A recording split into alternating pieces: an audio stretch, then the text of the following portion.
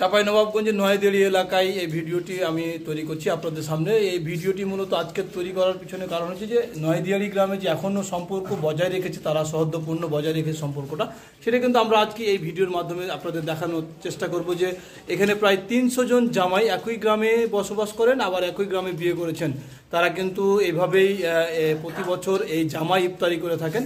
মূলত সেটাই আপনাদের দেখানোর চেষ্টা করছি। সুপ্রিয় দর্শক, আপনারা দেখতে পাচ্ছেন যে প্রত্যেকটা জামাই কিন্তু এখানে তারা ইফতারি করছেন, এবং কেউ বৃদ্ধ জামাই আছেন, কেউ আবার তরুণ জামাইও আছেন। এই তরুণ জামাইয়ের মধ্যে যে এত ভালো একটা সম্পর্ক তারা কিন্তু তৈরি করেছেন, এটা কিন্তু আমরা এখানে না আসলে বুঝতে পারতাম না।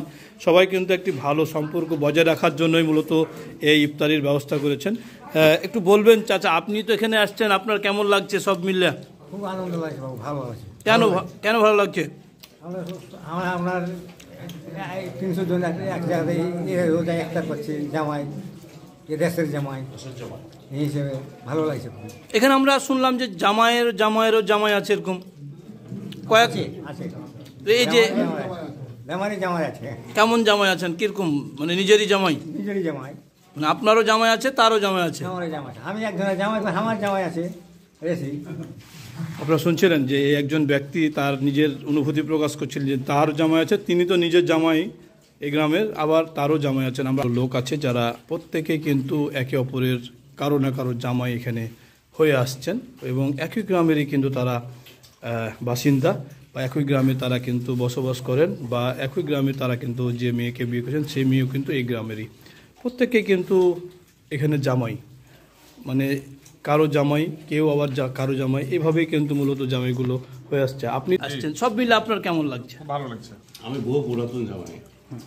বলেন, খুব ভালো লাগছে। কেমন ভালো লাগছে? যাকে কহে ভালো সেটাই। আপনিও তো একজন বৃদ্ধ মানুষ, বয়স্ক হয়েছেন, এখানে তরুণ জামাই অনেকের আছে, আপনার কেমন লাগছে তরুণের মধ্যে যে আপনি বৃদ্ধ? তরুণের মধ্যে মনে হচ্ছে যে ওদের আনন্দে আমার আনন্দ লাগছে, এবং এই উৎসব দেখে খুবই ভালো মনে হচ্ছে আমাকে। আপনারা শুনছিলেন একজন যে জামাই, একদম বৃদ্ধ জামাই, সেও কিন্তু বলছেন তরুণদের মধ্যে পড়ে সে কিন্তু সেক্ষেত্রে। আর একটা কথা বলি, জি,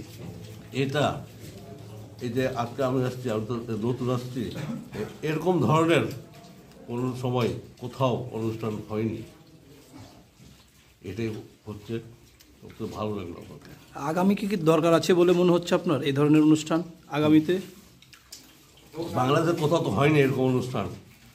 আছেন যারা অনেক বয়স্ক জামাই আছেন, আবার তরুণ জামাই আছেন। আপনি তো অনেক বয়স্ক, আপনার কেমন লাগছে আপনি জামাই হয়ে আসতে পেরে? কেমন ভালো লাগছে?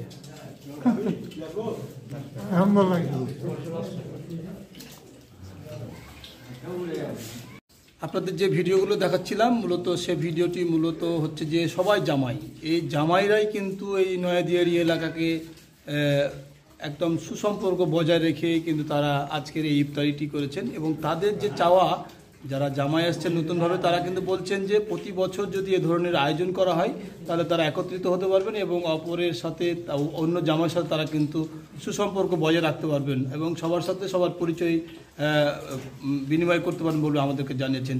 এই ছিল আমার কাছে সর্বশেষ তথ্য। আপনারা নতুন ভিডিও পেতে আমার পেজে ফলো দিয়ে রাখবেন, এবং আপনারা সঙ্গে থাকবেন। ভালো থাকবেন, সুস্থ থাকবেন। আল্লাহ হাফেজ।